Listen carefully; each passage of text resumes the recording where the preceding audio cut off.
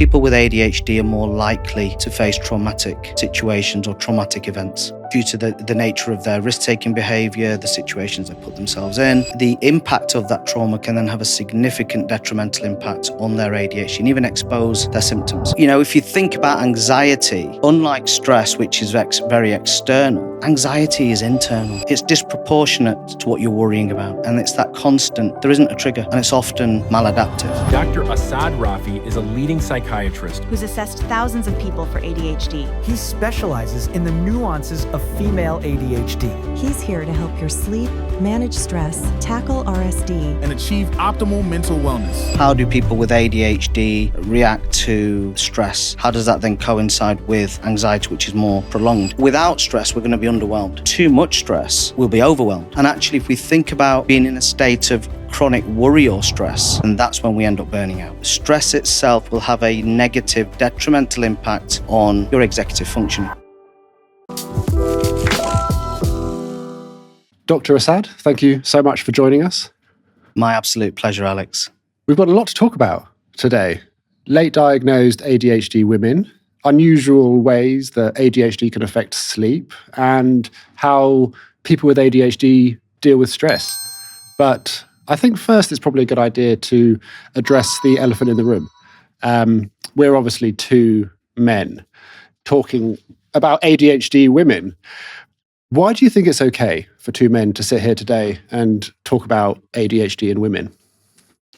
It's a really emotive question that you ask there. And I think before I can answer that question, we've got to think about the journey and what brings us here. I think since the beginning of time, females have been effectively silenced, and hormonal fluctuations and consideration of the female presentation, be that mental health, be that physical health, has been neglected. And it's not been considered by a male-dominated society. And, we lack, obviously, that lived experience.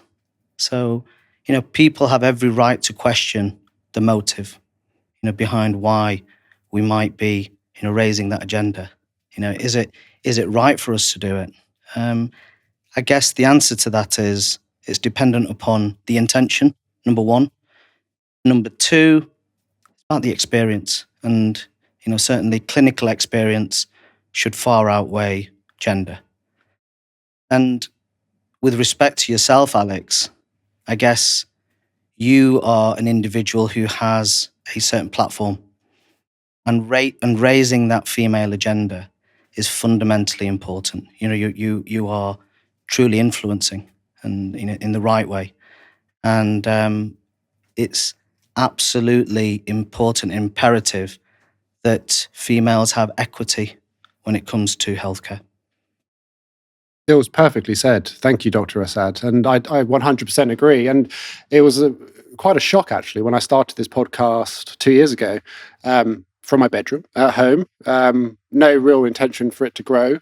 But when I look at the analytics today and see that 85% of the listeners and the viewers are female, and I think that just in itself, obviously, is quantifiable evidence of the demand. Absolutely. And I guess it begs the question, that demand and that awareness is certainly there, and you're perpetuating that demand and that understanding. And if people do have an issue with that, then, go ahead and create that platform for yourself. And then there is more than enough space, within this landscape for people to be able to do that. But it has to be done with humility. It has to be done with the right intention, and with the right motive. What would you say your mission is in the world of neurodiversity, ADHD, autism? That's a really interesting question. I guess it's to sincerely help individuals, and I guess it's the individuals who do not have the privilege to be able to gain access to the assessments, the treatments available to them, be that through the NHS, be that through the private sector. And I'm I guess I'm privileged enough now. I haven't come from significant privilege, but certainly I'm of a certain level of privilege now, whereby I can address that agenda and help children, also educators, when it comes to assessment of their conditions and also managing their conditions as well. So I think that would be certainly my ultimate utopia. And we've got to start somewhere. Absolutely. And I share a lot of that mission with you.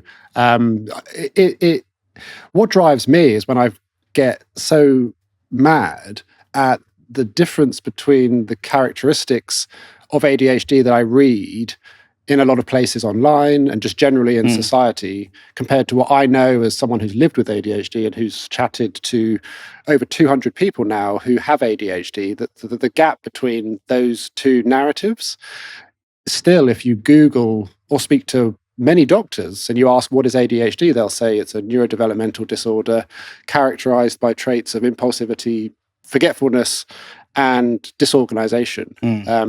But I've spoken to so many people, I reflected on my experience, and I truly believe that ADHD, yes, it is those things, but it's also a lifetime of being told that you're too much. Yeah. And you're too sensitive, or you're not enough, or not understanding why you're so sensitive to rejection, why your life seems to be controlled by avoiding shame. Like, from your perspective, you're in a unique position. You've assessed so many people. How would you characterize ADHD? Again, we've had to reframe that particular narrative around the textbook definition. The textbook definition isn't something that everyone relates to. Invariably, there will be people who kind of meet that stereotype, and straight away, the term ADHD itself is pejorative. It talks about attention deficit. It's not attention deficit. It's about variability in attention. It's situational. And as you know, it's where interest far outweighs, the importance of what you're doing. And you're led by novelty, you're led by passion, deadlines. And, I thought for a long time, how could we conceptualize the understanding of ADHD in a way that it relates to, almost everyone? And this is something that when I start an assessment or I talk to somebody about the need for an assessment for ADHD or even autism, we'll talk about brain health in general. But the way I talk about it is to say, well, think about the three following things. And if these apply to you, then consider whether or not you need to have an assessment. Number one, have you achieved your true potential in life? And that true potential isn't just academically or in the workplace. Look at your relationships. Look at your social functioning. Look at, how you've performed yourself, your own health, your own well-being.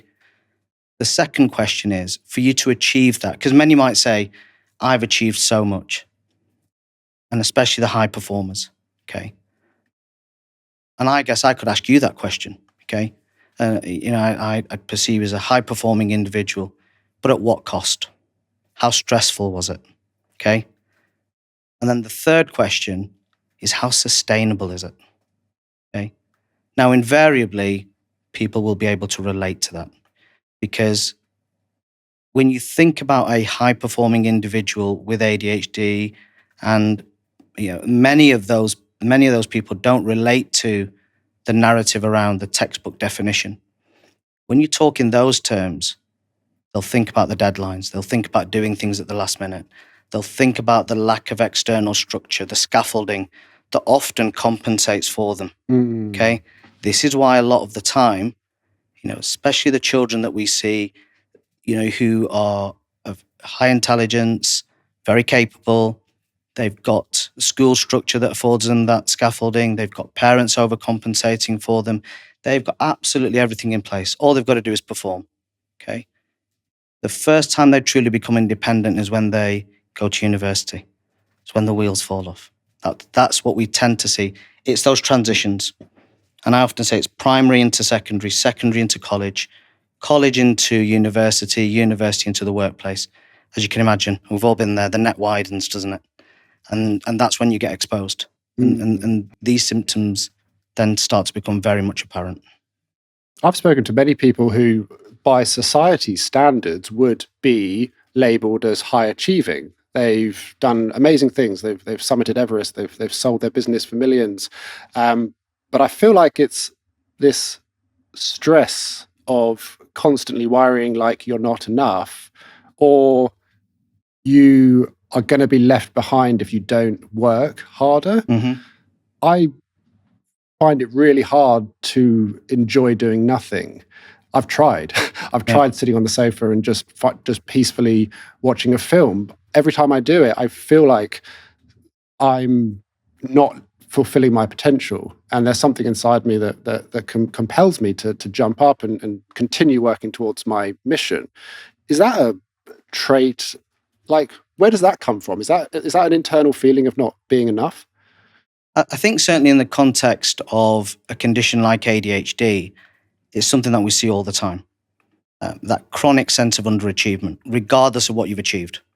Whether you are an elite sportsman, an entrepreneur, someone who might be deemed to be super successful. And we, as a society, we champion success. The 5 a.m. club, I only sleep. Margaret Thatcher used to say, sorry to mention Margaret Thatcher on this podcast, but yeah, Margaret Thatcher used to say, I only sleep, I think, 4 hours. And we think, wow, that drive, that ambition. And actually that's not healthy. Okay. And invariably, we see success, but at what cost? Okay. And success, wealth, and having worked in those spaces with high net worth, ultra high net worth individuals, what you tend to find, especially when you're working with generational wealth, is that those circumstances can often enable other behaviors. Again, gives you that structure, it gives you that scaffolding, okay? It hides a multitude of other problems. How many of those entrepreneurs who have made millions have relationship difficulties? How many of them have substance misuse issues, alcoholism, weight management problems? The nature of their success usually comes as a byproduct of, addiction to probably work and achievement. And I often ask the question of successful individuals, how many failures have you had? Okay. We don't talk about those. We see the destination, we don't see the journey. Okay. Let's talk about the journey. Let's think about how difficult and how stressful that has been for you to achieve here. And invariably, I'm not saying this applies to everyone, but very commonly, those individuals will say to me, even when I got to that peak, even when I ran the marathon, or I did, whatever I achieved, sold out for millions, biggest anticlimax of my life. Where's the next buzz? Where's the next excitement coming from? And it's not about the reward. Often it's about the thrill of the chase. And you apply that to anything. A new pair of shoes, a new car, the new handbag, okay, new relationship, type of food, okay, could be the job, could be absolutely, you could apply it to a friendship, apply it to absolutely anything. Once the novelty wears off, once it gets difficult, once it gets hard, the honeymoon period wears off, tend to move on to something else, okay? That's actually when the hard work starts, yeah? And how many of those trends do we see? Well, we see them all the time. People with ADHD and a lot of the successful people that we see, invariably are driven by fear of failure, okay? Fear of being found out, huge amount of imposter syndrome. They're racked by self-doubt, self-esteem issues. And, often it's that internal critic that will lead to a lot of the self-sabotage. We don't see that, okay? And again, they will use their ADHD towards their benefit, the benefit of others, because they'll use those skills that ADHD brings. But actually think about the things that they're not good at. You think about, when you were scaling your business, okay? The things that you didn't like doing. Who did it for you? You'd probably outsource it to a PA or to someone else. It's pointless me asking any of my clients who I might see who are of a certain wealth, how disorganized or messy is your house? Well, it's not, because the cleaner comes and cleans 2 or 3 times a week. When she goes on holiday, there's absolute chaos. Yeah. Well, that's the time to ask. Yeah, I think exactly. And I would never call ADHD a superpower, because there's certain areas of my life that are operating because I'm able to outsource and I have the resources to do that. I very much agree with what you said earlier. Like ADHD isn't a deficit of attention. I think when someone with ADHD finds something that truly connects with their true passions, they can become world beating at it, world class. And I think it's a risky territory. Someone like myself who is sober, a recovering alcoholic, if I have a drink, I can't stop drinking. It triggers this compulsion in my brain. I don't fully understand how it works, but I will go from sober to blackout drunk in a very short space of time. But when I'm focusing on something and working towards something, I feel no need to drink. When I sold Lad Bible, I was in hospital a week later. I couldn't stop drinking. I'd lost my purpose. And I wonder if it's the sort of the void of focus that makes people with ADHD vulnerable. Is it the stress? Is it anxiety of not doing anything? Is there a difference between stress and anxiety? Invariably there is. And stress is something that, we all experience on a daily basis. And, I experienced stress this morning coming to the studio, okay? That pressure to get here, okay? It's an external trigger, and I've got to get to Alex, right? And it's prompting that automatic response within your brain and your body towards an action, okay? Once you're in the cab, once you're here, okay, that fear, that apprehension subsides. You see the cameras and it goes back up again. But, if you think about anxiety, unlike stress, which is very external, anxiety is internal. It's disproportionate to what you're worrying about, okay? And it's that constant, there isn't a trigger, and it's often maladaptive. And I think a good analogy is think about stress in the following way, okay? Assume you're wearing a backpack that's really heavy, and you know what's inside the actual backpack. You know why it's heavy, okay? That's what stress is. And once you take the backpack off, the weight subsides, doesn't it? Now, anxiety is different. You've still got the backpack on. The challenge there is you don't know what's actually in the bag or what's making it heavy. And even when you take it off, you still feel the weight. That's the distinction. And someone with ADHD, because I've in the past, when faced with stress or anxiety, I've always turned to alcohol. For me, it was an immediate release. I now know that I can't do that because I'm an alcoholic, and if I have one drink, the brakes are off, and it's a very risky landscape for me to enter. Have you noticed some common ways that people with ADHD, or unusual ways that what's an escape plan for extreme anxiety, extreme stress for someone with ADHD? I think let's reframe that as how do people with ADHD react to stress? How does that then coincide with anxiety, which is more prolonged? And if you think about acute stress, which is something that will, it won't be something that's continual. It actually helps. So you've got to have a degree of stress itself to be able to perform. Okay, without stress, we're going to be underwhelmed. Too much stress, we'll be overwhelmed.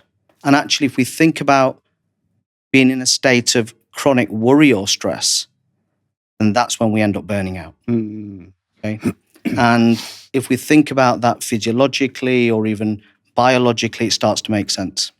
Okay, but invariably then, stress itself will have a negative, detrimental impact on your executive functioning, which is obviously the framework around ADHD. But ADHD itself contributes to stress.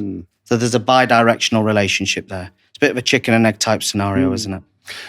For me, it's so interesting. I think the stress for me comes from there's this constant, and it really is constant, like narrative in my head that I always feel like I'm going to let someone down, that something I do is not going to be enough, or something that I do is going to result in someone's approval from me being taken away.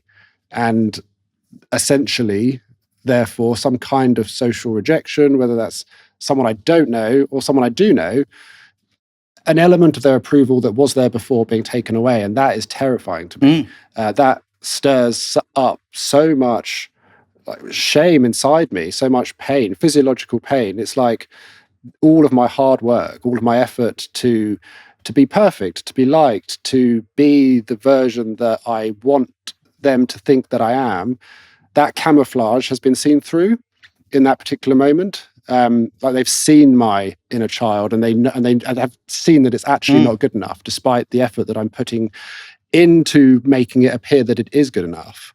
Like that experience of masking, going through life, avoiding rejection. How common is that within the ADHD community? That's 110% of people that we see with ADHD. That's the driving force behind it. And if the listeners right now, if they rewind this particular segment, you've mentioned some of those traits or features that we would typically see within the moods and emotions, which we term as rejection sensitive dysphoria. You talked about people-pleasing tendencies, that need for external validation. The one thing I say to my clients is, before we can get validation from others, we've got to validate ourselves internally. That's the biggest challenge. Wow. Okay? That's a big challenge. How avoidant are we of that? Okay? So what you're describing right now isn't just one thing. It's a whole cocktail of things coming together. Okay? So you've got that constant sense of, potential rejection or the need to people please, perfectionist type traits. Good enough isn't good enough for people with ADHD. We want to be the best at everything we do. Okay? We want to be the best father, the best partner, want to be the best at what we do in our careers, the best at playing football, whatever it might be. Okay? Sometimes good enough's okay, right? And yes, that's where those perfectionist type traits might become apparent. And we will often disguise procrastination as perfectionist type traits. I've got to get it perfect. Okay? Not Can't true. start until it's perfect. Absolutely. But also we'll struggle to delegate to others. We have a distrust of others to be able to do it to the same standard. Okay? But then putting on that good front, masking, camouflaging, okay? All driven by, as you said before, that chronic sense of injustice for others as well. We feel other people's pain, okay?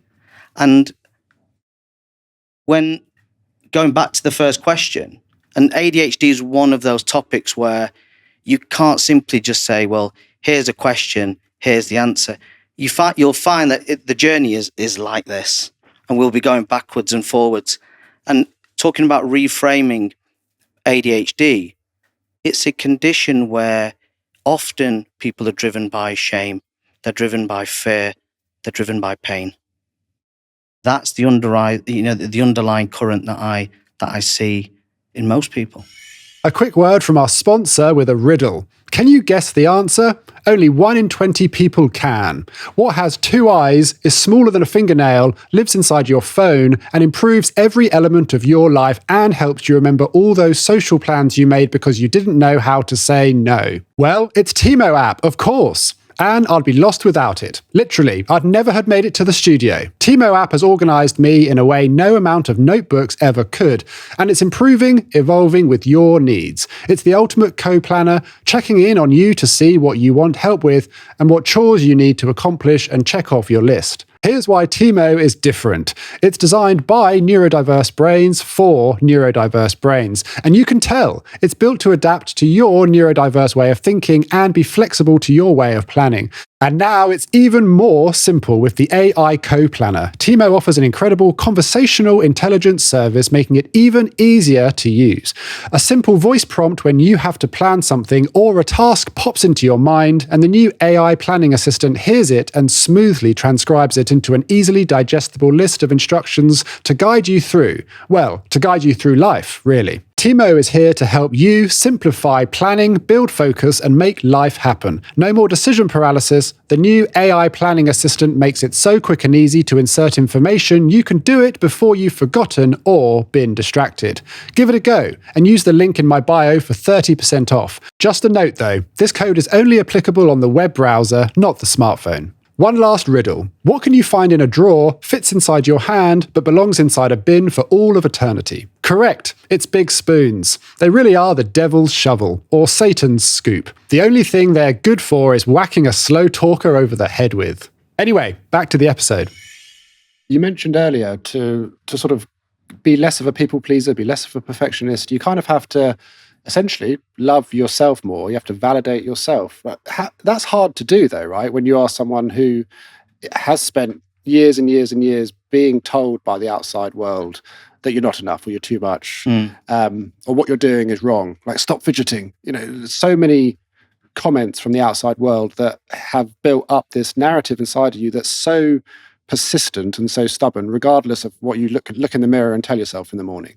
Like, how does one even start to genuinely love yourself and see through that internal narrative? Alex, if I had the answer to that question, I don't think I'd be sat here right now. and I think that's the perpetual difficulty. And I think we try and externalize a lot of these challenges through success, through achievement. Going back to the point that we were making before about entrepreneurs, about climbing that particular mountain, whatever it might be. And actually, once you've done it, it's an anticlimax, isn't it? Yep, you sold Lad Bible. What's next? Well, actually, for many other entrepreneurs, they'd start again once they're out of that, that gardening period or whatever it might be, and they'll start all over again and over again. It's almost like a roller coaster, continual. But invariably, what we'll find is, think about the nature of what you were doing. You were good at what you did. You were interested in it. You were passionate about it. Okay, that wasn't work. Yeah, you must have felt like you're going into work every day is it's stressful, it's boring, it's difficult to motivate at times. It's not when you've got those ingredients. You probably love doing it, almost kind of addictive in its nature. And you've got, what we tend to find then is people's addictive tendencies or behaviors, once one dissipates, they'll move on to something else. It evolves, it changes. It's tricky though, isn't it? Because I feel like in order to start loving yourself, you have to truly be able to believe the positive things that you know about yourself. And just then you said, with my previous career, I was good at social media. And I guess objectively I must have been, because it was a success. But after I sold the company, and with many people with ADHD, we do stuff that is praised and is quote unquote successful. And then we kind of forget that we're capable of doing it. And you mentioned imposter syndrome. And I think it's because I always live in the now. Like I'm very good at focusing on what's in front of me in the here and the now. And my success and my achievements and being able to do X, Y, or Z, they're in the past, and I struggle to remember they exist. And therefore, when I'm tasked to do that thing again, I think that I can't do it. And that creates a lot of anxiety. That surely creates an additional challenge for someone with ADHD who's trying to love themselves, but they forget the reasons why they're great. You're absolutely right, because we don't appreciate being in the moment, do we? We're either thinking about what's next or what's happened in the past. We're overthinking the past, or we're thinking about the future. We're not present. And you might think about your relative success in what you created at Lad Bible, Unilad, and you've emulated that with this podcast. Okay, how successful is the podcast? Respectfully, you're probably better known for this than you were for that. Yes, yeah, no, right? Totally. How successful is this? What is the impact of this? Okay, impact and success isn't always measured in pound notes. Okay. And that's what you've got to remember. How many people are you impacting on to go out there, to seek knowledge, to become educated? You're educating probably the medics and the doctors as well. That won't come as a surprise to you. Most of us don't know what we're doing. But it does come as a surprise. No, it doesn't. It shouldn't. There is a big need for education. That's a podcast for another time. But look at the impact that you're having and that domino effect, and you've got to be proud of that. Thank you very much. And it's very much a case of that imposter syndrome, because I have heard that there are some very established clinics who refer patients to this podcast. And I can objectively see why, because I've had some very intellectual, impressive guests on, including yourself. But when I hear that big, scary clinics are referring clients to this podcast, again, that imposter syndrome, just that sort of chest feeling tightens. And I think that the podcast isn't good enough for that. I mean, that's a common feeling, right, with people like ADHD. Even though we can achieve greatness, I think people with ADHD are incredibly good at doing amazing things. We just really struggle to believe it, and we struggle to store the evidence of our achievements in our subconscious. So when someone tells us to do it again, or praises us on our ability to do it, there's such a clash between what they're saying and the voice inside our head, and it genuinely creates a feeling like, no, you're speaking to the wrong person. Yeah, of course. I don't deserve to be in this room. Do you see like a difference between the sexes in how that plays out? Imposter syndrome, stress, anxiety, ADHD men, ADHD women. Is that a similar narrative? Absolutely not. If I could have you and I stand in the shoes of a female with ADHD even for a day, we would not survive. And I say that with absolute humility. And I have to be completely open and honest about this. It took me a long time to realize that. And I guess personal experience gives you that understanding when you can only really empathize with people and start to understand that journey when you experience it for yourself. And, my agenda when it comes to females and female brain health was born out of my daughter having ADHD. And there isn't anything more precious to me than my children. I lie, actually. My cat's number one. Yeah, they're number two. How many cats have you got? Just the one. Nice, yeah. Shout out to Rocky Raffi. Yeah. Cats, ADHD, the best treatment. They can absolutely chill you out and relax you. I've got a dog, and it's obviously, I imagine, similar, but on the sofa with Milo. Yeah. Totally amazing for regulation. Yeah. And he will come and sit on the laptop and stop me working. It's the only family member that can stop me from doing anything. Okay, so anyway, we digress there. But going back to the point about the female agenda here, fundamentally important to understand kind of where my narrative comes from, where my agenda comes from, and it's driven by my own daughter's experiences, and I see that parallel between how I might struggle and I might also succeed with my ADHD, and it's much harder for her, right? And invariably, when we ask about, is there a fundamental difference? 100%. There has to be, and there will be, okay, because the demand is there. And certainly there are moves afoot to address those challenges and difficulties, because even looking at the assessment process for ADHD, the understanding that we have, it's all research born out of, white Caucasian males from Middle America, okay? And I can't relate to that, okay? Neither can most females. You then bring into the mix the experience of females from Black and ethnic minority groups. Good luck. Ain't no one looking at their agenda. Yeah, and I say that now. Maybe this is that platform to be able to raise it. Okay, we are way behind the curve when it comes to Black women, when it comes to women of colour, and neurodivergence. That is something that I feel significant weight about, being from that background, and I have to address that agenda, and I have to fly that flag for them. Okay, but as I said, there are moves afoot. There has been a working group around adapting the diagnostic interview for ADHD, a female-specific version. And if you really want to speak about imposter syndrome, you get into a room where you're on a Zoom call with some of the world's best researchers, and you're the only guy in the room, and you're going, hang on a minute, these are people who I've looked up to for years. What am I doing here? Yeah. So absolutely, we're all susceptible to that imposter syndrome, as am I, and I've got to only look over my right shoulder. I'm walking in the steps of some real giants here. I'm going, what am I doing here? Right? And there are some amazing names up there, people who I really sincerely look up to.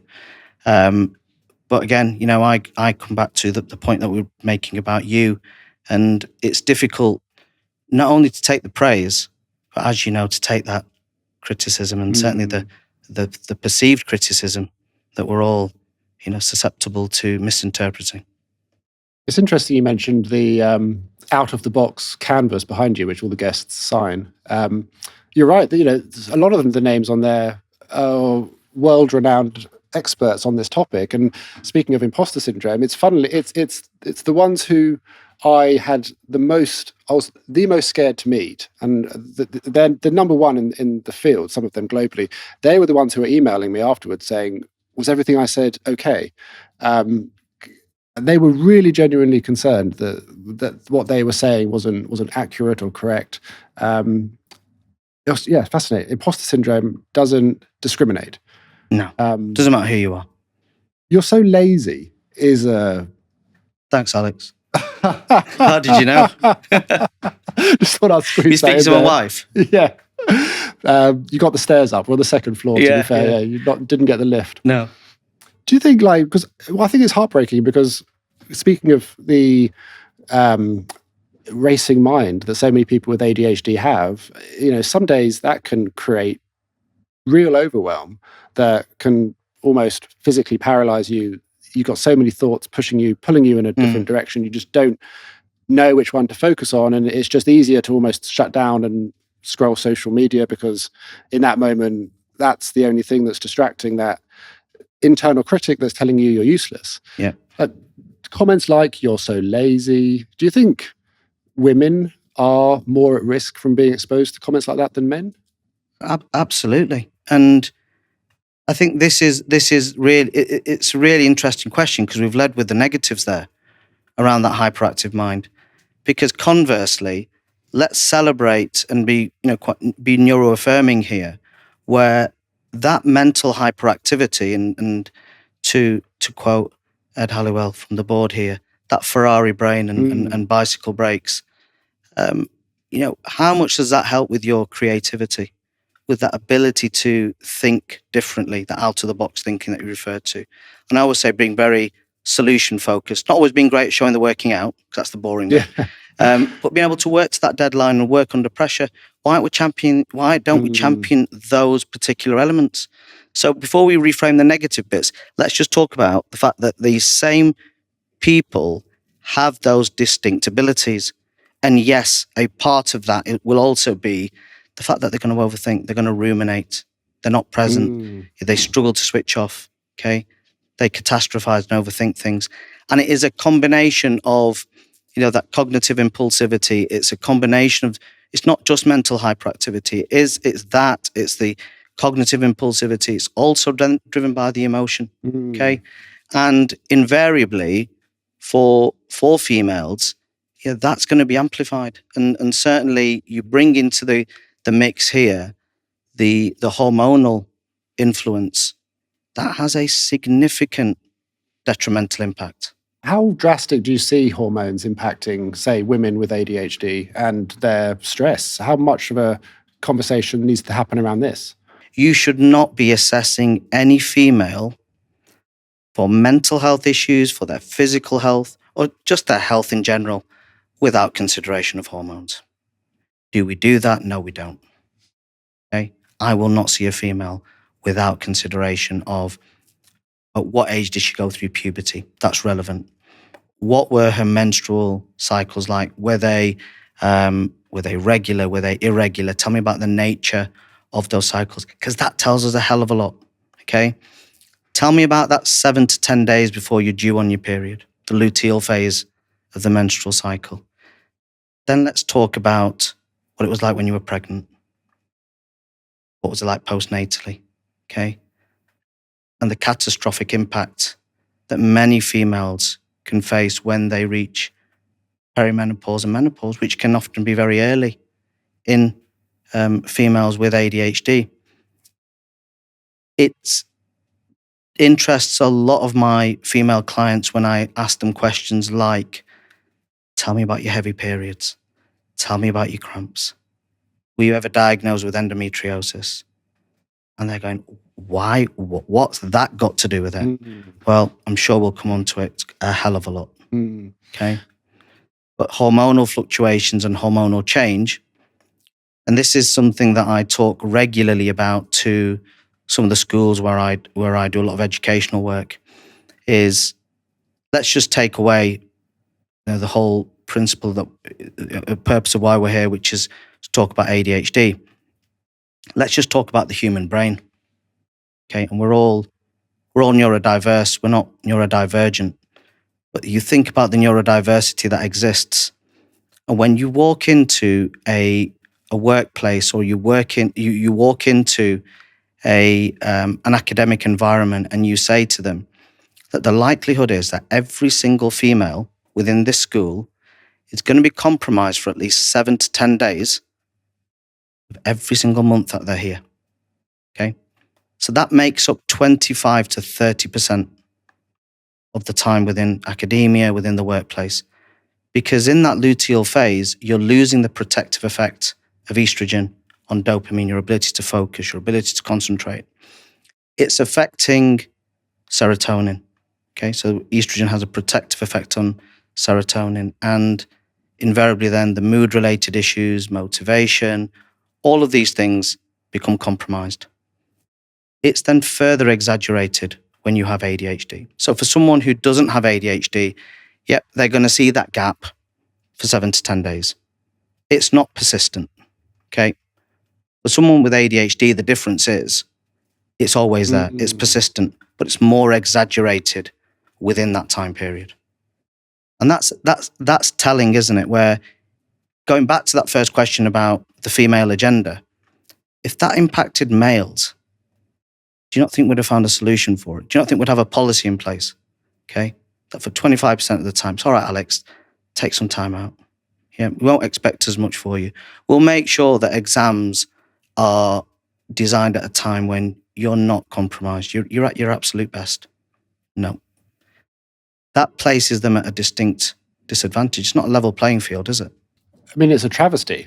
And I think, do you think the injustice is closing? Is it the emotional knock-on effects for women just having an understanding and awareness of what we're talking about now must be huge? Because I don't want to speak on behalf of women, but the amount of women I've spoken to who have said that the fluctuations in their mood throughout the month, coupled with their ADHD, has genuinely led them to believe that they're crazy. And then they hear someone like yourself explain almost their entire life through hormones, and it's like, oh my God. Well, they're in a persistent state when they reach menopause. And that's when you start to see the significant impact of, the estrogen levels dropping, progesterone levels dropping, not just on mental health, but on physical health. I refer to estrogen as the second most powerful hormone in the human body. I'll reveal what number one is later, in my humble opinion. Yeah, nice little hook for the finish. There you go. So how would you say stress impacts ADHD, and how can that manifest in the physical body? I've often said that, going back to the conversation before about reframing ADHD, you could almost reframe it as a condition where people are in a chronic state of stress. And where we talked before about stress being something where there's an external trigger, it evokes a response, and there will be a spike in cortisol. okay, which prepares your body, your brain towards an action, okay? Now that's an adaptive response. I have no issue with that. If you're chronically stressed, this is when cortisol becomes dysregulated. And what that can then lead to is actually low-grade inflammation. So going back to calling ADHD a condition where you're in a chronic state of stress all the time, that sense of fight or flight, okay, it doesn't come as any surprise that most people with ADHD that I see have significant signs of low-grade inflammation, okay? And what's really fascinating now is, I will name check actually, because it's really important to highlight the really important work of people like Jessica Eccles, James Cousteau, who talk about ADHD being a brain-body condition. And something like stress or even anxiety, and if I had £1 for every time someone said to me, I've been diagnosed with anxiety, and I say, well, don't tell me what it is, describe the experience. It doesn't have that hallmark of what might seem to be anxiety. They'll describe this experience of internal restlessness, okay, which often doesn't have a trigger. It's always there. And for a lot of females, actually, that's the experience. It's not external. A lot of it's internal. That's the fundamental difference. And as we get older, a lot of the external physical hyperactivity also internalizes. So number one, that stress itself is something that you subjectively experience. More interestingly then for someone like me, because I'm always keen to try and find objective data and evidence to support that, we can measure it. So currently the best physiological marker of stress that we have is something called your heart rate variability. Now you can wear a device like this as a wearable tracker. Won't name the company, but you can wear various devices. Heart rate variability is your heart's, changeability or reactivity between consecutive beats. The more adaptable it is, the higher it is, the better. The less adaptable it is, the lower the score. And what we tend to find is that HRV, especially when it's lower, shows that dysfunction of the autonomic nervous system. So this is where your fight or flight, your sympathetic, starts to outweigh your parasympathetic, which is your relax and retreat or chill out, okay? And that's regulated by your vagus nerve, okay? So when people talk about vagus nerve stimulation, jumping into a cold plunge pool, all of these elements, these are the things that will readdress that balance. So this is kind of helping the ADHD agenda here. So that stress or that so-called anxiety or whatever you want to call it, the internal restlessness, it's tangible, it's experienced subjectively, it's measurable through HRV, but also then we can see it physically. Okay, so we'll talk about the concept of dysautonomia and connective tissue disorders, and dysautonomia presenting as things like POTS, which is postural orthostatic tachycardia syndrome, or in simple terms, feeling quite dizzy when you're going from sitting to standing really quickly, easily bruising, that hot, that cold intolerance, issues with your blood pressure, your heart rate. So again, we're seeing it physically. Gives it a lot more credibility now, doesn't it? Okay, and this is why we're referring so many people to cardiologists, okay, for tilt table testing, etc., and to try and understand why there is that difference. And this is usually within the context of lots of other physical health issues. So we see that, and certainly that so-called, call it what you want, the stress, the anxiety, internal restlessness, it's a real thing because you can see it across all of those, all of those areas. But then what's really interesting is the link to the inflammation. And recent studies certainly kind of back that up, that rates of inflammation, as they start to increase, we're seeing an increase in mental health conditions. Now, I referenced earlier on that estrogen was the second most powerful hormone in the human body. And I actually regard histamine as being the number one hormone, very potent, even when, especially when, should I say, it's very high. And certainly what we know about people who are neurodivergent is they're more likely to have high levels of histamine in their body, okay? They don't break it down as well. They lack the enzymes that break it down, but they'll also possibly produce more. They might also have gut health issues and higher rates of gut inflammation. So when histamine levels start to rise, what we then see is an impact. So histamine will have an impact on estrogen levels. And I've asked this question of hormone specialists many, many times, and they will say that estrogen and progesterone, depending on the level, so what they will say is estrogen and progesterone have anti-inflammatory effects. So actually, it's fine. If histamine's going up, estrogen should bring it down. That doesn't tend to happen. Histamine will actually help release more estrogen. Estrogen has a cyclical effect on histamine release, so both of them are going up at the same time. And when you get estrogen dominance, this is when it can have pro-inflammatory effects. So I would much prefer to call estrogen a modulator rather than being anti-inflammatory. What that then means is when you've got high levels of estrogen, high levels of prostaglandins, you're ending up with the menstrual issues with cramps, heavy bleeds. And invariably, if you look at conditions like endometriosis, if you take samples from those particular areas, high levels of mast cells produce histamine, okay? And, we're having these conversations now because those same females will then tell me that blood loss and that heavy bleeding led to iron deficiency. You then need iron because it's implicated within the production of dopamine, okay? So it's, again, you're going around in this vicious cycle, okay? Now, the problem is no one wants to speak to the psychiatrist. The gynecologist doesn't. The hormone specialist doesn't, okay? But actually, we should all be talking to each other.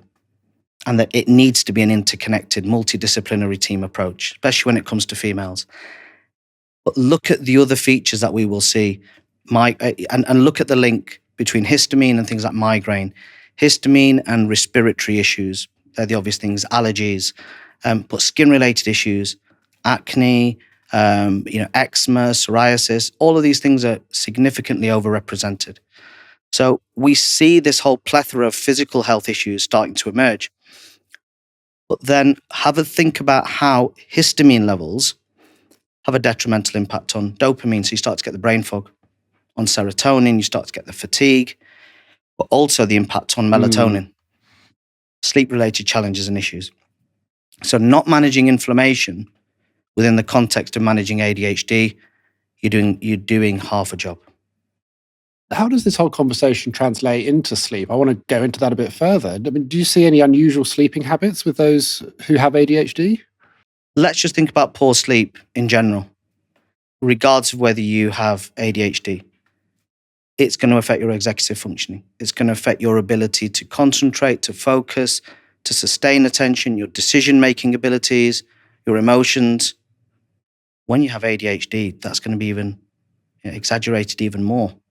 So again, that's the reason why you've got that bidirectional relationship. You then bring stress into the mix. So when you don't sleep, stress levels are going to go up. Okay, you're putting stress on your body. And invariably, if you're stressed, you're going to overthink. You're not going to sleep. So you've got this trifecta of ADHD, sleep, and stress. Okay. And then there's a third friend called hormones, right, which we've spoken about.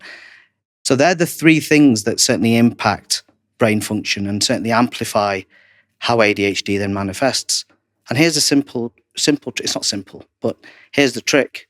If you can manage a large part of your stress, sleep, and your hormones, you will manage a large part of your ADHD, okay? And one of the things that we certainly look at to qualify this is your cortisol, what we call your cortisol awakening response. And what we know is that when you don't have a problem with cortisol release, or if you're not stressed, naturally there should be a spike in cortisol about 30 to 45 minutes after you wake up. it's kind of it's nature's starter motor in that respect. Now, for many people with ADHD, that can be exaggerated, it can be blunted, or it can be delayed. But it's fundamentally important because that will set the tone for the day. What do we usually do within that particular circumstance? Well, people are going to start using coffee as a means to try and get them going. And that's probably the worst thing you can do, because that will blunt your cortisol response, your natural cortisol response. Okay? So actually try and delay having that coffee in the morning for about 30 to 45 minutes. Get some light exposure, do some yoga, take a cold shower. Okay? These are some of the things that might well help, and they're all natural in their in terms of their accessibility. So, we absolutely need to understand ADHD as a condition where we need to also then consider sleep, we need to consider the stress and hormones. Do you think RSD, we mentioned earlier, rejection sensitive dysphoria, is a ingredient that goes towards people struggling to sleep? Because I think, having spoken to many people, it's often the worry of letting someone down. That they set 10 alarms because they're so scared about being late for their appointment in the morning, or they're sat overthinking about a social interaction that day, and that's what's keeping them awake. Is RSD a key contributor to poor sleep? I'll echo what I said before. RSD is the primary driver of ADHD, and it's understanding how it comes about. That in itself is triggered by those stresses. Consider them to be almost kind of accumulating micro traumas over the course of someone's life.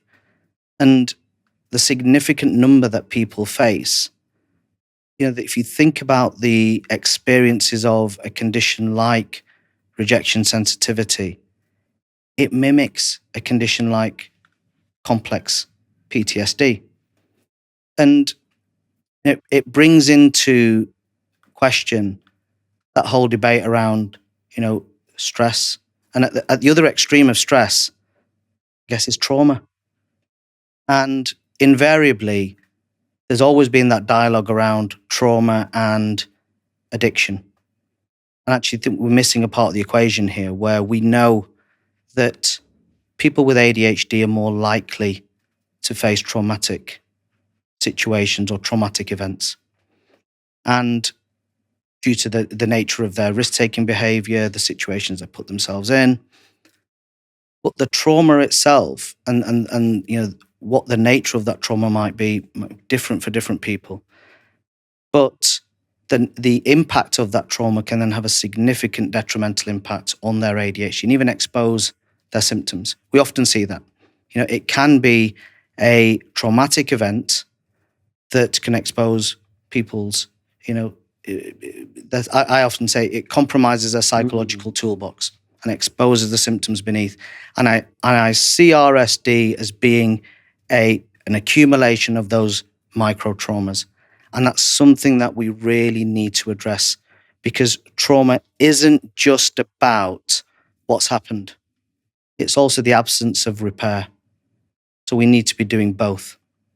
20,000 micro traumas, right? That's the estimation. Neurodivergent children. I think that's that one quote that really riles many people, doesn't it? And I think sometimes we need to be less hung up about the statistic and try and understand the message behind it, which is, yes, people with ADHD are going to be facing a significant number of perceived. It doesn't necessarily always mean that trauma has occurred. It might be a perceived trauma. It might be an actual trauma. And what they've not had the ability to be able to do is to articulate it, to verbalize it, to actually manage it. So there's lots of unresolved trauma that people with ADHD end up, accumulating over a period of time. And invariably then that shapes their coping mechanisms. Be they adaptive, what we might see as kind of positive outcomes, but invariably a lot of the time they can be seen to be maladaptive, leading to negative consequences. What would you think the most common addictions are that someone who has been told so many times, 20,000, whatever the number is, and they're dealing with the pain of that. What common addictions do people turn to ease that? I think the propensity towards what might be deemed addictive or problematic, because we have a notion around addiction, and I think a lot of the time we need to kind of reframe it again in the context of, if used excessively, is it likely to become problematic, or does it have addictive potential? Because the way I see addiction evolving from ADHD through that loop of micro traumas, the stresses, the sleep issues, the hormonal issues, the RSD, it gets to a stage where being impulsive means you're more open to new experiences. There's a degree of suggestibility and vulnerability about you. People take advantage of that, okay? You're a people pleaser, don't forget. You're going to struggle to say no, so you're game for a laugh. You'll try it, okay? You don't wake up one day and decide, I fancy becoming addicted to alcohol. You didn't have that day, did you? Okay? You were open to new experiences. That's the likelihood. So how much of an influence did impulsivity and people pleasing have? But also then think about the compulsive nature of some of those behaviors. What do compulsions do? They ease that internal emotional turmoil. You're getting that quick fix from the RSD, anything to take that pain away. And invariably we'll turn towards substances that might well give us some rebalance of that dopamine in the prefrontal cortex that manages the executive function challenges. You bring those three things together, you've got the perfect cocktail towards addictive behavior. And I'm conscious when I answered the question. What you're likely to use in a problematic way, so substances or even behaviors, in my view, is dependent upon what you've got access to and what you can get away with. Okay? So it's accessibility, and what I say is concealability. So we see an emerging pattern or a variable or a changeable, evolving pattern throughout the life course, and it's different in different cultures, and certainly within the genders as well. If I was to look at the whole population, the number one, in fact, I'll do this because I do this with my clients, I'm going to do it with you. What do you think is the number one substance of abuse within my clients here in the UK? Sugar? Correct. Number one. Number two? Alcohol? That's number three. Number two is actually processed food. Okay. And again, go back to conversation about gut health. Okay. How many of the things that we eat these days do we actually understand the ingredients on the actual packet? It's not worth eating if you can't understand it. I also say to my clients, if your great grandparents can't recognize that food, ain't worth eating. If it's not at the sides or at the front of the supermarket or at the back where all the boring stuff is, don't buy it. Yeah, because of the hyperpalatable processed rubbish is usually at eye level, right in the middle. Okay, it's retail psychology for you. Number three, as you say, is alcohol. Number four, caffeine. Number five, nicotine. You get cocaine and cannabis way down the list. Okay, but then if you think about something like nicotine and that evolving nature, if you look at Gen Zs now, they're not smoking behind the bike shed. They wouldn't be seen. They wouldn't be seen with a cigarette. It's going to be a vape. But invariably, then something like a vape isn't, like cigarettes, where you can actually quantify how many. I asked them, how many puffs do you have a day on your vape? No idea. Okay, so you can't quantify how much you're using. The other worrying trend that we're now seeing is the use of a substance called snus. I've heard about this, yeah. Okay. That's right, it goes in your gums? That's right. Well, it's a small nicotine pouch, Scandinavian origin, and you put it between your lip and your gums, and you're getting that instant hit of nicotine. Sure. Do you think people-pleasing can be an addiction? Because I've heard a few people refer to themselves as a recovering people-pleaser, and I think, I drink to escape from pain, but with people with ADHD, the thought of being criticised or rejected is so painful, and we people please to avoid that. Can we be addicted to people pleasing? Seeking validation from others, 100%. Absolutely. Okay. But how tiring is that, or how exhausting is that for that particular person? And invariably, then that will also start to influence the likelihood of you being able to say no to things like snus. And as I say, they're the things that we might see in certain populations, adolescents. You can hide it in the classroom. You don't know if I've got snus in my mouth right now.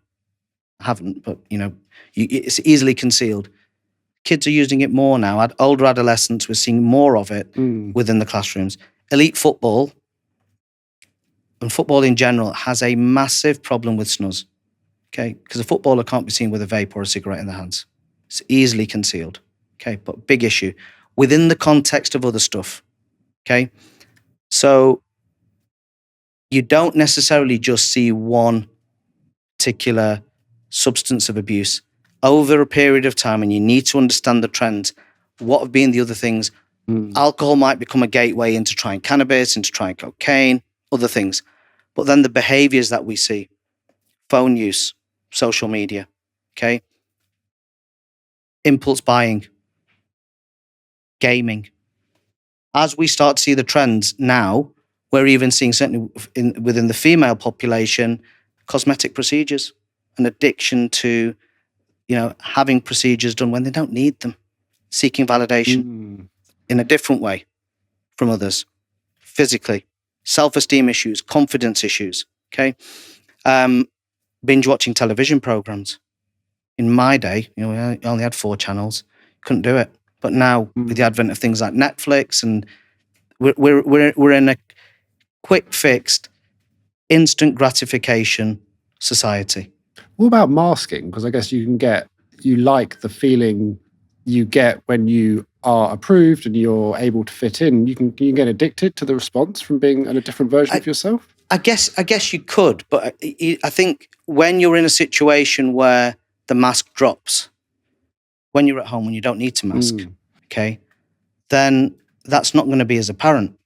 But actually, when you start to see trends like impulse buying, disordered eating, phone use, etc., these are the things that I usually see when you're off camera. Okay, and I often say that nighttime, going back to these, looping back to those things that we talked about before, these are the times when it's your danger zone. Look at the trends around your impulse buying. When do they happen? Are they at nighttime? Okay. When do the arguments occur? When you stood at that fridge door waiting to pull the chocolate out. That's if you refrigerate your chocolate, that is. Okay. Things like that. I do. I don't know whether that's an ADHD debate thing. In the comments it's got to be. section. Yeah, that's a different podcast for a different ketchup day. In the fridge? Yeah, that's episode 3 that we'll have to do. Yeah, chocolate in the fridge or outside the fridge. Yeah, definitely in. Have a look at those trends and track. It goes back to what I say to people: track your behaviors. Yeah, timeline them. You'll start to see it, and then if you can see that trend, I spend more at night time. I spend more around the time of my, luteal phase of my menstrual cycle. Yep. At least it will just raise that awareness, not just within yourself, but in others as well. Okay. But, look at things like driving related issues, work, success, gambling isn't just going to the bookies or, going to the casino. It's things like cryptocurrency, it's investments in businesses, it's things like that. Okay. So we see all of those elements. And certainly we start to see trends move up and down, dependent upon the stresses and pressures that people have at that time of their life. So when it comes to menopausal females, within the research and the studies that we did, we certainly then started to see a spike. Rather than it being sugar and food, alcohol became number 1. Work, in terms of a behavioral addiction, then started to come to the fore. Because I guess the pressures are very different, aren't they? And we see that trend. Culturally, we'll see things differently. You go to the Middle East, it's not going to be alcohol. It's not going to be things like drugs. Okay? What is it? It's sex, obesity, type 2 diabetes, it's food, it's nicotine, shisha cafes, it's caffeine, there's a coffee shop in every corner, it's impulse buying, driving erratically. Highest rates of road traffic accidents within that region. And you start to see that trend. you're seeing exactly the same behavior manifest, okay, but in a different way. Truly fascinating, Dr. Asad. I could chat to you all day. I want to draw attention back to your ADHD item. Yes. Which has been patiently waiting underneath that cloth on the table in front of us. And I'm going to reveal it now. That is a paddle racket. Absolutely. I'll give that to you. And if you could kindly explain why a paddle racket represents ADHD. I need to hold this in a way that it shows that I actually know what I'm doing with it. But paddle, if anyone knows what paddle is, it's the fastest growing sport in the world. And I certainly start to see this trend and certainly the benefits of a sport like paddle. And I'm guilty of someone who is now almost kind of addicted to playing. Because what does it give you? Okay, certainly for someone with ADHD, it's really fast paced, it's intuitive, it's plug and play, but it gives you connection. It gives you that social element. And, I think it's almost kind of perfectly designed for people with this condition. Okay. And, I'm certainly seeing many of my clients on social media or LinkedIn wax lyrical about their paddle playing. And I'm going, this is not a coincidence. The two must be linked. Okay. So I would highly recommend you start playing, and we'll then have to have a game. Fascinating. And you've promised me a game, right? In the next couple of months after this. In Manchester. You're going to have to come to Manchester. Absolutely. Yes. I'll look forward to it. And it will grace the shelves behind us. Absolutely. As with all the other ADHD items. I want to move on to the ADHD agony aunt section, penultimately, Dr. Asad. A member of the community writes in, and it goes in the washing machine, because my ADHD item is a washing machine. Because my item represents memory loss, because I always forget my laundry in the machine after the cycle's finished. And to make myself feel better, hopefully, I ask, do you do the same? No, I don't even have to switch the washing machine on, because I was absolutely useless. And so you don't even switch it on? No. So who does the washing? My long-suffering wife. I see. Yeah, the ultimate hack. The ultimate external scaffolding and structure, and I've got the Tiimo app, yes, which is the sponsor, and they have been helping me. But yeah, actually, it's the smell of damp which gets me a lot of the time, because I walk past the room that it's in. It's like, oh, I've forgotten it again. Yeah, I know that. Yeah, I know that feeling. It's like a public service announcement at this point. So anyone listening, watching, I see it in the comments. You just reminded me to go empty my machine. Dr. Asad, this week, someone has written in and asked, one of my children throws the worst tantrums. How can I help them manage his stress? That's the question. What a great question. There's not a simple answer. Okay, tantrums, stress. First and foremost, let's try and understand how old the child is. Let's not try and pathologize everything. Yeah. So first and foremost, is this just a normal part of being a child? Got to answer that question. If it isn't, and it's something that's persistent, it's pervasive, and it's genuinely having an impact, not just on the child, but also on the extended family, then we've got to do something about it. Okay. And one of the first things that I say to any parent, to a child with ADHD, to a neurodivergent child, or to a neurodivergent parent, invariably, usually both, they might lack that insight, is to do some parenting intervention. Okay? Some form of a parenting course. And this isn't an indictment or a criticism of their ability to parent, because I always say none of us were given a manual on how to be a parent. We learn on the job and we wing our way through. I'm still winging it. My daughters will tell you that. And we have good days, we have bad days. And, we certainly weren't given a manual on how to be a parent to a neurodivergent child. So it's learning the skills. And, many might expect a psychiatrist to turn around and say, well, let's medicate the child. Okay? No. And I'm going to coin the term that Matt Gupwell used in his interview with you, which was it's pills and skills. And the skills will be the things that get you through in the long term. Okay? So what other thing I forgot to mention was this. What we're increasingly now realizing is that at low doses, ADHD medications actually have an anti-inflammatory effect. Now, if you're overcompensating by using high doses of ADHD medication and not fixing sleep, stress, not doing the parenting intervention and everything else, you're going to revert to what? High doses. Okay? It's like saying to a diabetic, use more insulin. Doesn't matter if you've eaten loads of cake and you've not lost weight or done anything else. We're doing exactly the same thing with people with ADHD. We're giving them high doses. In animal models now, we're seeing that high doses of ADHD medication, especially stimulants, promotes inflammation, okay, and actually exacerbates those who are susceptible to it. So I wanted to use that opportunity to bring that in. But this just echoes that point that we've made throughout the course of this conversation on a serious note, that number one, managing ADHD isn't about one approach. It's not about medication. It's about optimizing sleep. It's about reducing that stress. It's about understanding what support and help can be given to that child at school. Because invariably what will happen is a lot of the time parents will say, my child's perfectly fine at school. But there's a build-up of that emotion, almost kind of like that Coke bottle Mento effect, that explosive reaction, because it's the only place where they feel safe to be able to kind of express themselves. And the RSD comes out at that point. So this is about behavioral approaches. This is about considering medication, but only when it's absolutely necessary. Use it as a foundation. Less is more. Start to get the understanding behind it. Start to get the skills around parenting. Be consistent, okay? Be boundaried, because there's no point in being in a relationship where father's saying one thing, mother's saying another, and you've got sometimes parents who you've got dual households, and then you've got the grandparents who contradict everything. So it's a real melting pot, and it's tough. It's hard work. It is never going to be perfect. Set the expectations realistically.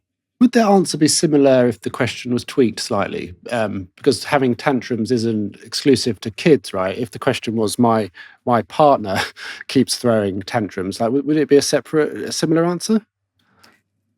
There is a term that, we've got to understand the nature of the tantrum and what is it problematic, okay, and is it impacting on your relationship significantly enough to warrant doing something about it.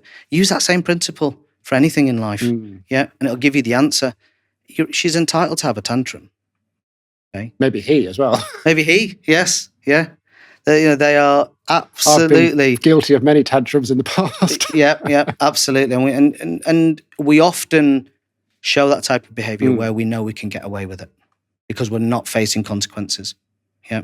Sometimes we've got to think about that. You won't do it at work unless you know you can get away with it. But actually, we usually do it in front of those where we know there aren't going to be significant consequences. And that's not really fair, is it? Because again, think about the impact that ADHD has on relationships.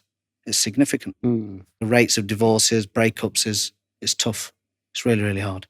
So yeah, with respect to your partner, if she's anything like my wife, then she's putting up with a hell of a lot. So we've got to let it go, Alex. We'll have to have you back, Dr. Asad, for a whole other episode on relationships. It sounds like there's a lot to go into. I'm not an expert in that area, so yeah, you might need to find someone else. Sure. Just finally, I'm going to deliver to you a letter that was written by the previous guest where they wrote their 3 rules to live by. Wonderful. There we go. If you could kindly open that and read them out. 3 rules to live by. Your gut feelings are probably just, and you feel that something's going on for you or your child, there probably is. Number 2, school is difficult, socially, emotionally, and academically. Listen to your children when they say it's tough and acknowledge their feelings. That can be hard sometimes when you've got ADHD yourself. So many competing interests. You are doing your best, and your best is always enough. I think that's really important. Yeah. Sometimes we feel that we always need to be doing the best. Good enough is satisfactory. Amazing advice. Real wise words, those. Especially the first one. Listen to your gut. It's. I wish I knew that sooner. I think. As soon as your gut says no, it's a no. I guess learning to trust it or be able to take action on it is harder, but it's such a good bit of advice. Well, knowing the link between, that gut-brain axis and the significant issues that people have with gut hypermobility, inflammation, there's probably a lot more to it than just meets the eye there. Dr. Asad, truly fascinating. Thank you so much. Thank you so much. Absolute pleasure to be here. Thank you.